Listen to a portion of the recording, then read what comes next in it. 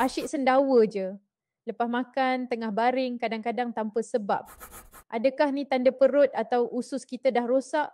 Jom kita bongkar sama-sama. Apa maksud kerap sendawa? Sendawa sebenarnya reaksi biasa badan nak keluarkan udara berlebihan dari perut.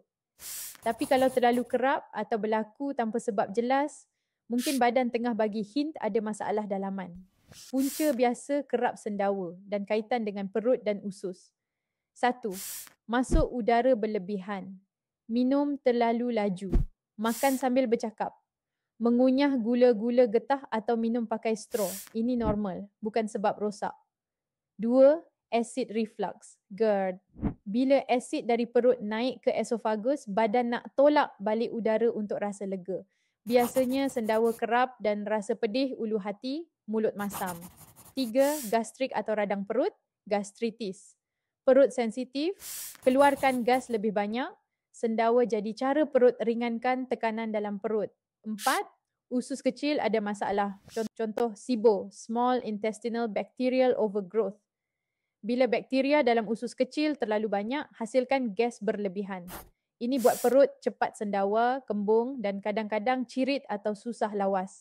5. Tekanan dan cemas, anxiety. Bila stres, kita tarik nafas lebih laju and cetek. Banyak udara tertelan sendawa. Ini jenis sendawa psikologi. Tak ada masalah fizikal besar.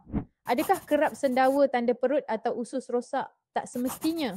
Tapi kalau kerap sangat dan ada simptom lain macam perut sakit berlarutan, berat turun mendadak tanpa sebab, najis berdarah atau hitam, muntah berterusan, wajib jumpa doktor untuk cek lanjut. Kemungkinan besar ada radang serius atau ulcer.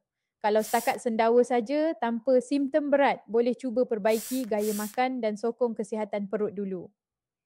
Tips redakan kerap sendawa. Makan perlahan, kunyah betul-betul, kurangkan minum air bergas, kafein dan makanan berangin. Contoh, kobis, kacang. Elak terus baring lepas makan besar. Amalkan FT, bukan sahaja bantu hormon tapi juga stabilkan sistem dalaman termasuk pencernaan. Penting sangat kalau ada masalah stres gastrik. Sendawa mungkin nampak simple tapi badan kita kadang-kadang hint benda lebih besar. Jangan abaikan kalau berlarutan ya. Komen, saya pernah alami.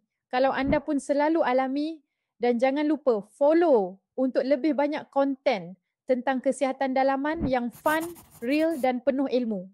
Nak saya buatkan juga checklist self-check sendawa normal versus bahaya untuk bantu awak monitor sendiri di rumah?